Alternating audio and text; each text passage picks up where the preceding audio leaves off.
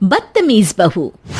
सभ्यता से भरपूर शास्त्री परिवार की इकलौती बेटी मोहिनी को बचपन में ही पढ़ाई के लिए विदेश भेज देते हैं, जहां से वो सालों बाद ग्रेजुएशन पूरी करके इंडिया वापस आती है, जो अब संस्कार, सभ्यता, संस्कृति जैसी चीजों से कोसों दूर होती है।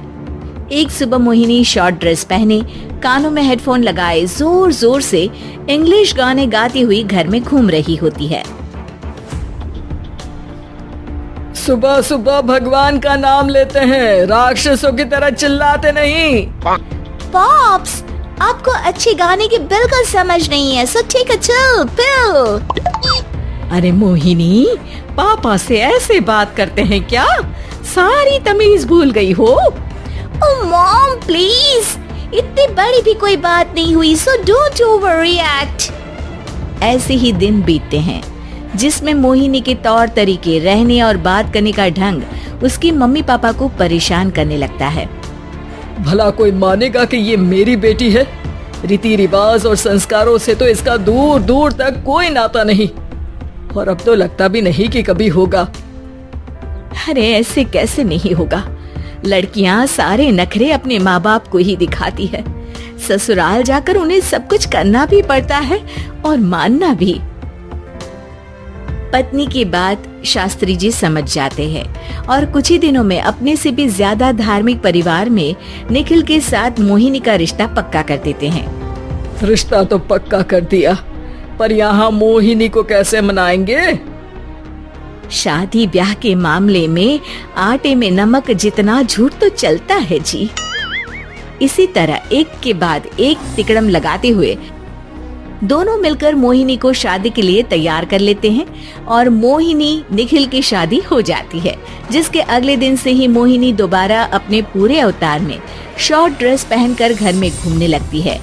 बहू को ऐसे देख सास की आंखें फटी की फटी रह जाती हैं। अरे ये क्या बेशर्मी है, हमारे घर की लड़कियां जींस तक नहीं पहनती और तुम बहू होकर इतने छोटे कपड़े पहनकर पूरे घर में घूम रही हो।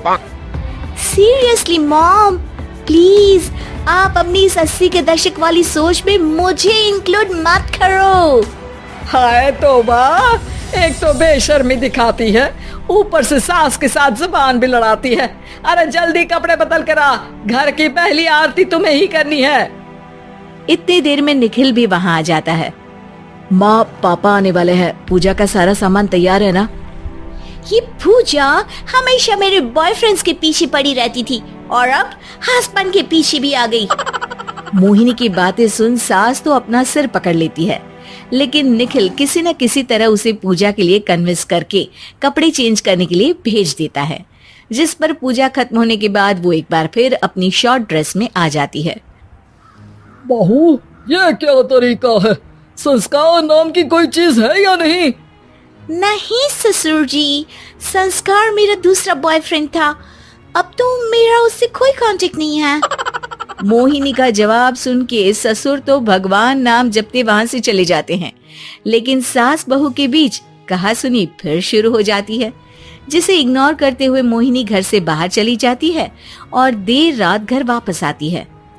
मोहिनी, मैं जानता हूँ कि तुम विदेश में रही हो और तुम्हें वहीं की आदत है, पर यहाँ चीजें कुछ अलग है।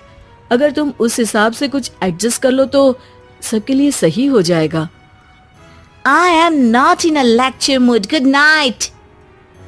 अगली सुबह मोहिनी देर से उठकर एक बार फिर उसी तरह सबके सामने आती है, जिस पर उसकी सास कुछ बोले उससे पहले ही मोहिनी की दोस्त मोनिका और रेचल वहाँ आ जाती हैं।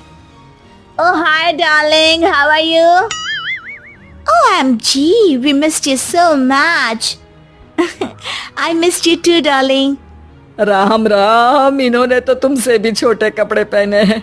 अरे तुम लोगों के अंदर कोई शर्म लिहाज बाकी भी है या सब बेच खाई?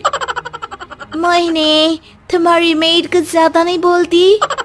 इस पर मोहिनी की दोस्त उसकी सास का मजाक बनाने लगती है, जिसे सुन निखिल उन्हें जवाब देते हुए कड़वे शब्द सुना देता है और वो सुन के वो दोनों तो मुंह बनाए वहाँ से चली जाती है, लेकिन गुस्से से लाल मोहिनी वहीं खड़ी निखिल को घूरती रहती है। घूर क्या रही हो?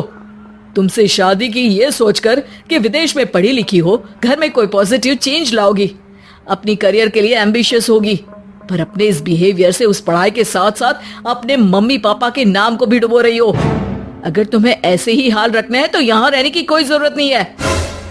निखिल की बातें सुनकर मोहिनी रोते हुए घर छोड़कर अपनी मम्मी पापा के पास वापस आ जाती है।